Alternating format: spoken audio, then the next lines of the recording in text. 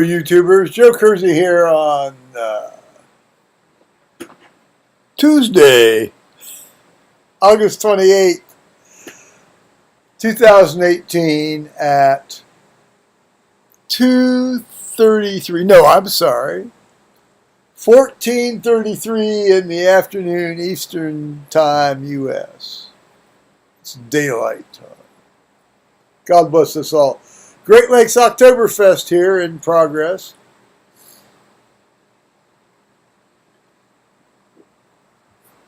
I was going to start to sing you a song. Precious Lord, take my hand. When the evening draws near, precious Lord, you are near. But I'm not going to do that. I've sung you that before. Look back through the cascade of videos. Find it.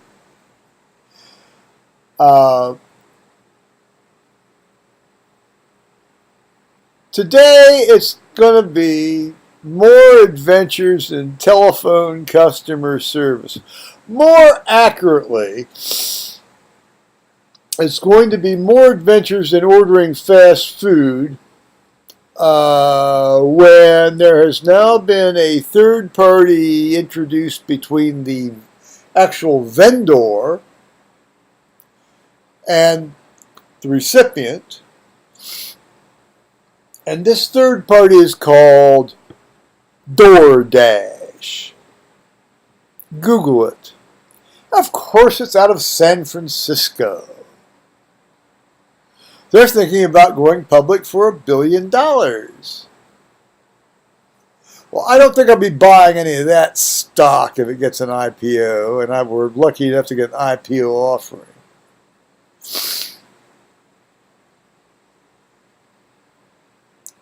What this outfit does is, and I don't know. I mean, it's kind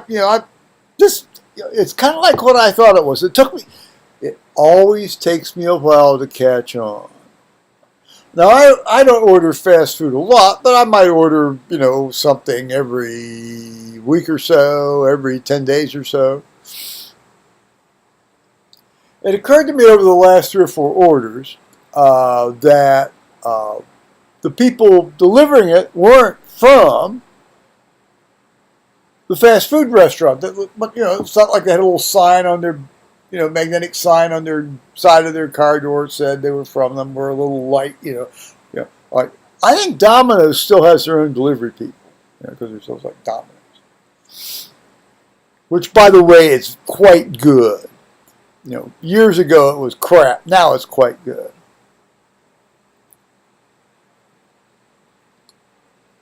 DoorDash, all right, fine.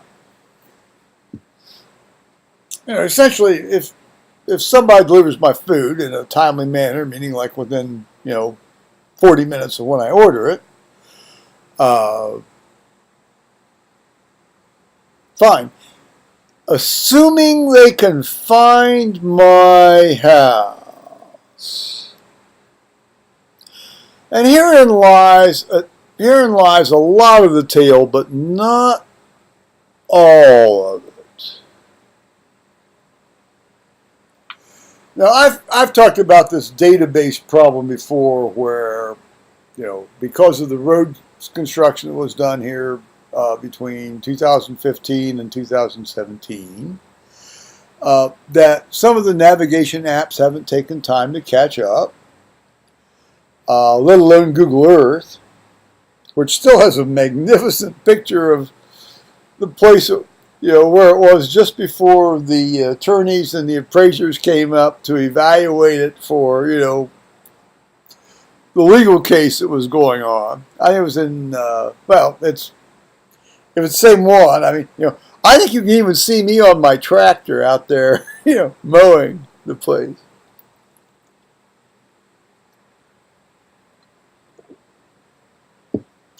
But in any case, so I ordered from Q2 Chinese Bistro. But those were their Q2 Chinese Bistro. which is really close to me. I mean, it's like you know, between Africa Road and the Worthington Road drop down on the north side of Polaris Parkway, in one of these little strippy mall things. There they are. I mean, they could walk the thing over across Acorn Farms and up my driveway faster than it could be delivered. For that matter, I suppose I could walk down and collect it. But that's not the point of ordering fast food, is it? So I ordered this. I've ordered from them before. Now, the first time it was like, no problem. Boom, right. Basically, like 20 minutes later, there it was. Second time, I said, let me guess. You're down at the Taco Bell and Kroger down there in Franklin County on Worthington Road, aren't you? Well, yes, I think I am. Okay. I said, well, you're not. I mean, that's some of these navigation apps show me down in Franklin because 7970 Worthington Road is the same address down there, obviously, of a Kroger and Taco Bell. I guess two places, interestingly, as mine. But I'm in Delaware County. That's in Franklin County. Somebody's got to be the last person of the zip code, even though I'm 14 miles away from my actual Galena address.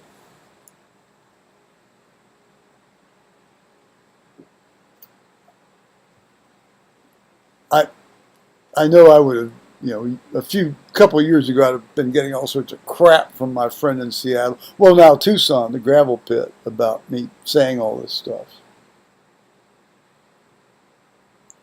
Which, if I remember to think about it, I'll tell you a little other story. But, carrying on here. Okay, and so, the second time, so then that came, and, it was like, okay, it took me 40 minutes to get my food. This time it was like, you ordered, nothing. So eventually, though, somebody did call, and I ventured the, you're down at the Taco Bell Kroger thing. No, they weren't that. They hadn't even left the store. They were trying to figure out where I was. Hey, I can't figure out where you are. I said, well, let me explain. I said, you're really, really close to me. You really are. I said, you've delivered here twice before. See, it turns out that they have not delivered to me. Q2 Bistro has not delivered to me. Who has delivered to me is an outfit that they have subcontracted with called DoorDash. And they have delivered to me, or in this case, not delivered to me.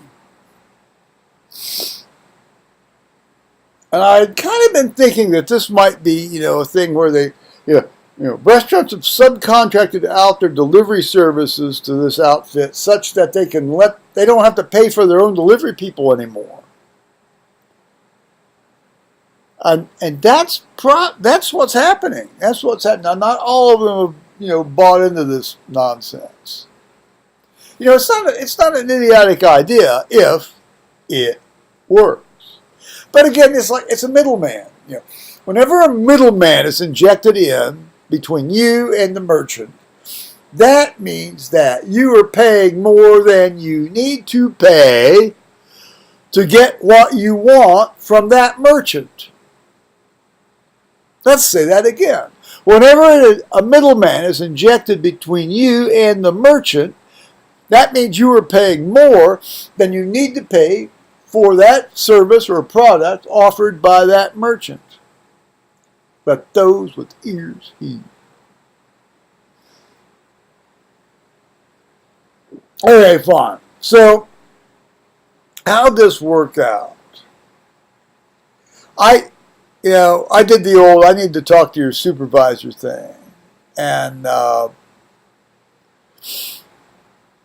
and the supervisor was even more incomprehensible than the individual I was talking to originally. Excuse me. And I lost it. No, I didn't lose it. I became harsh. Now, people know me well. There aren't that many, because there aren't that many people I know that know me well. But people that know me well know that I don't abuse telephone service personnel unless they are really, really, really out of line. My son did customer service work on the phone for a software company locally. I mean, I'm aware of all the crap they go through. I really am. But one of the criteria for being a customer service representative on the telephone in the United States is you have to speak articulate, understandable English. I don't care if you come from China. I don't care whether you come from somewhere else in East Asia, or for that matter, anywhere else in the world, but you have to speak articulate, understandable English. Otherwise, don't work on the phones. Do something else. They're hard workers. Come on, do something else, but don't talk on the phone to me about food that I ordered, now an hour and a half ago and hasn't shown up the driveway. What I am about as the bird flies, just a bit less than half a mile away.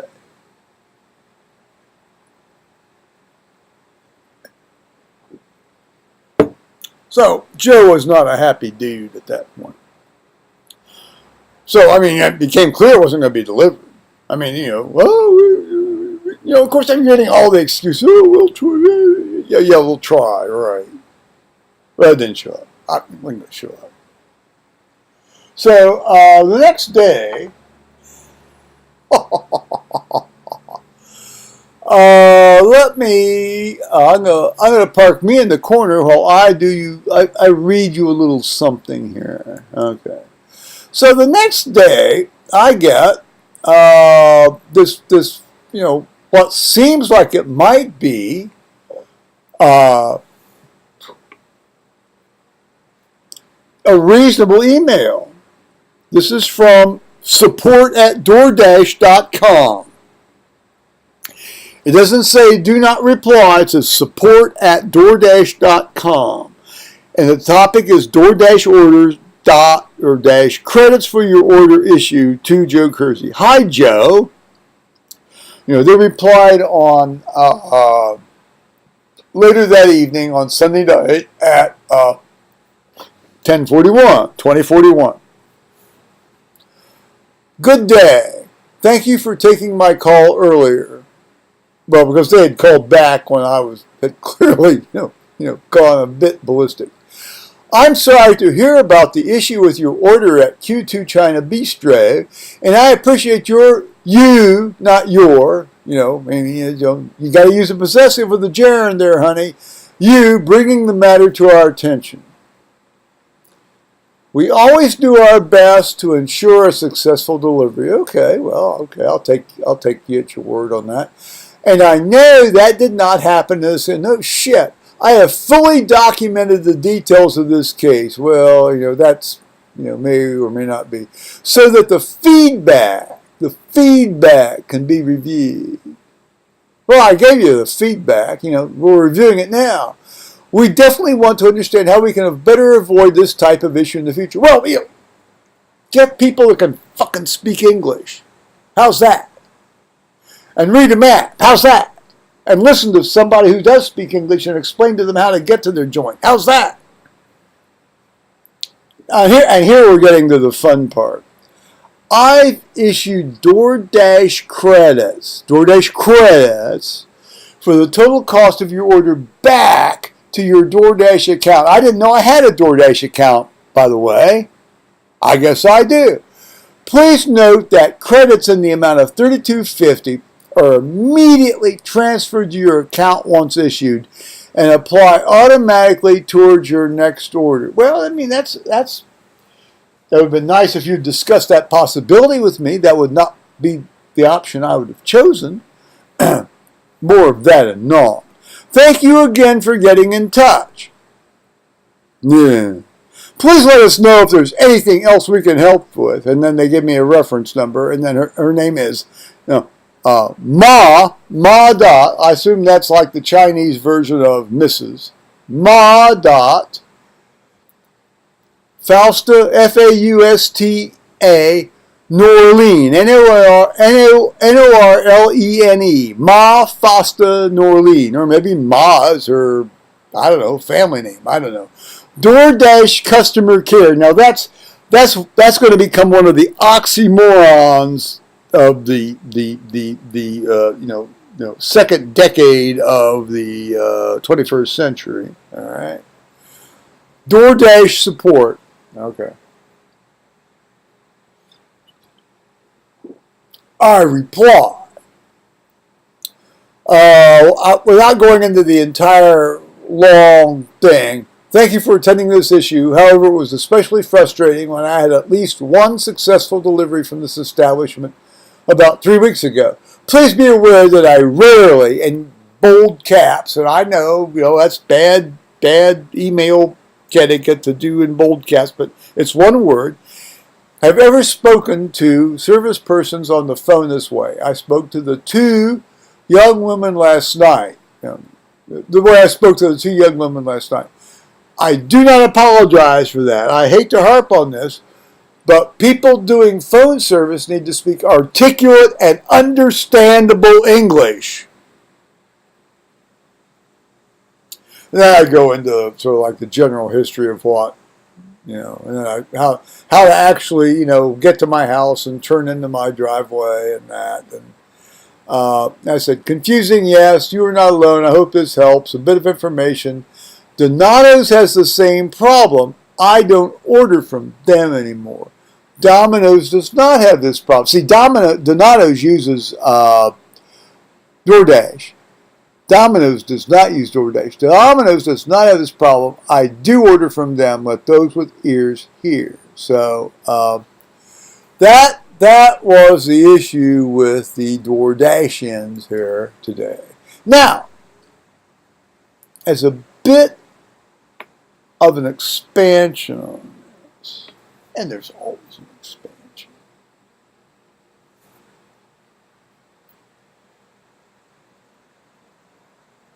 I decided I'm going to Google DoorDash and find out what this outfit's all about. Well, it turns out it's exactly what I thought it might be. In fact, my friend Tony Pincham said there's a similar outfit over in the UK.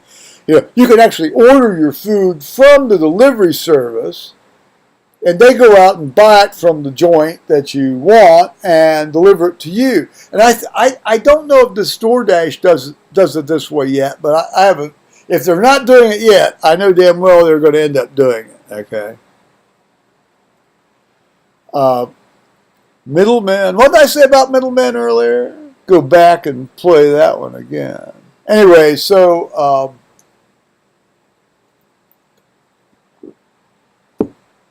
just an extra step. It's like, get it cut. Everybody's got to take their cut. It's got to be cut. What was it? It was like one of those great mafia series. The guy said, everybody wants to. All the cats want to get a lick of the milk. That's what. Yeah. Well, if they deliver the food, the prices haven't markedly changed. That's fine. I want the food. I ordered it. But come on. This is, come on. This is ridiculous. Anyway, so then I get my, then I check my credit card statement on my bank account website. And and and sure enough, these fuckers have charged my credit card for this thing that I've not even gotten. Yeah, because we're going to give you a credit. No, I don't want a credit. Don't lay this charge on me. So I tried to go to the various, help, when I sent an email back to him again today, at the same email that I had replied to the first time, I keep getting, this email does not work anymore. This email does not work anymore. This email doesn't work. It directs you to this website thing, click here to apply for a form that you can fill in for a grievance and all that, Nah, I'm not going to play that game. Nope. So fortunately I have this, Chase Sapphire Visa card, which essentially does everything but, let you order hookers in. It's like $98 a year, and it pays for itself in terms of travel. If you're traveling a lot overseas, it pays for itself. What it also does is when you call them, you get answered in 2 rings, and you talk to an actual human being. And they speak English, and they're articulate, and they're pleasant, and they're courteous, and they're intelligent, and they listen to you. So all of you guys that can get one of these things, I urge you to do it. It's worth the $98 a year. The first year is free, by the way.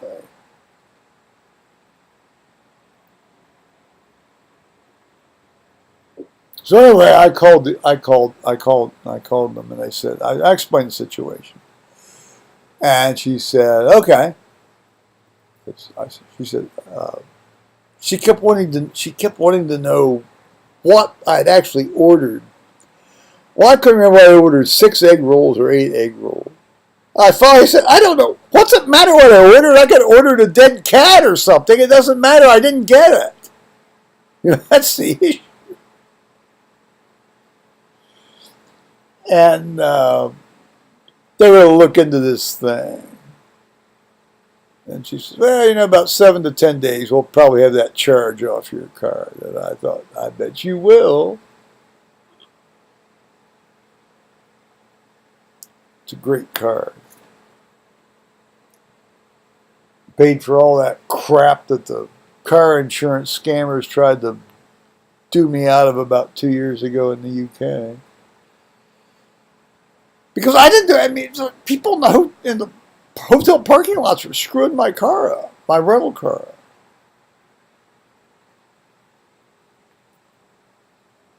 Me, just a simple country anesthesiologist traveling around the UK. Anyway, and now that brings us to story number 2. Oh, I hope I remember story.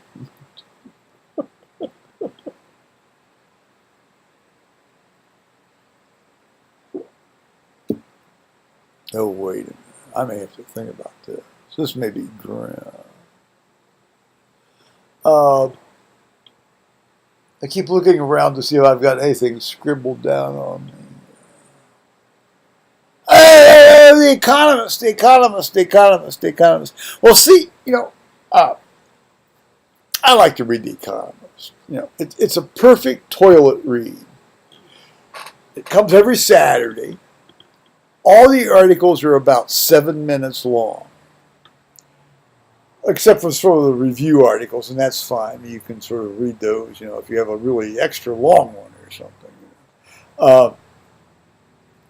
About 7 minutes long, and so you can read the articles about whatever, and plus, I disagree with it just enough to get pissed off enough to keep reading, They worship at the great altar of carbon dioxide. They worship the altar of the great god carbon dioxide. They've never met a tax they didn't like.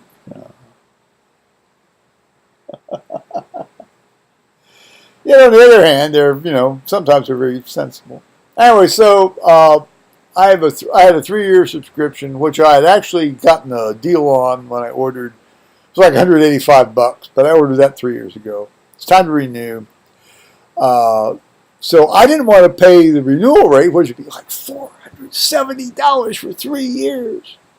I love the Economist, so I'm not going to pay $470 for 3 years.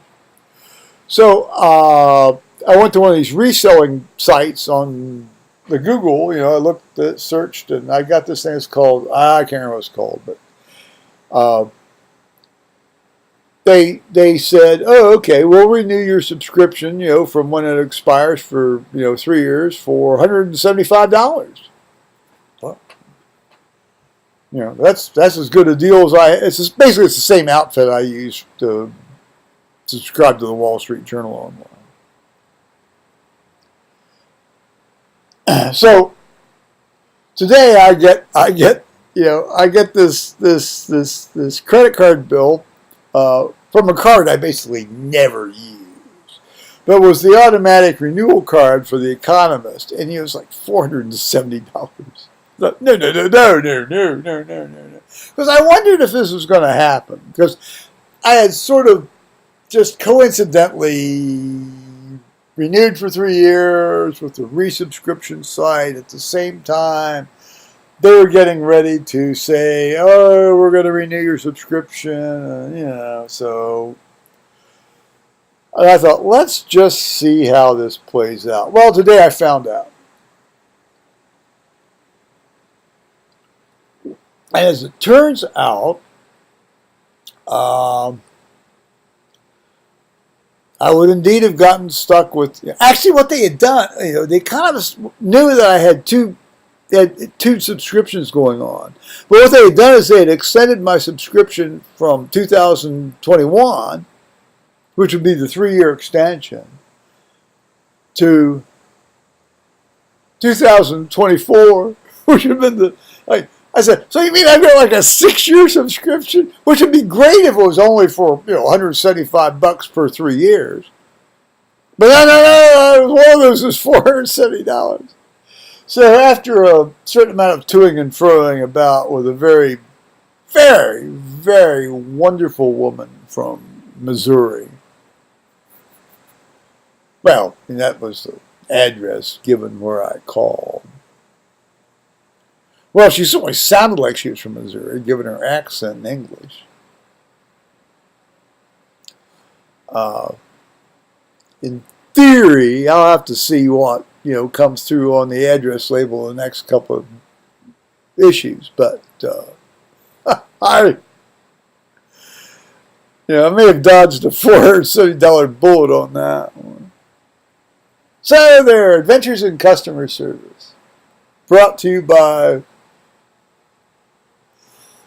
Joe Kersey. Oh, Paul didn't come up to do his laundry today, or yet. I don't think he usually doesn't show up after 2:30, but who knows? This is Tuesday. Now, he's been showing up Wednesday or Thursday, so I don't know.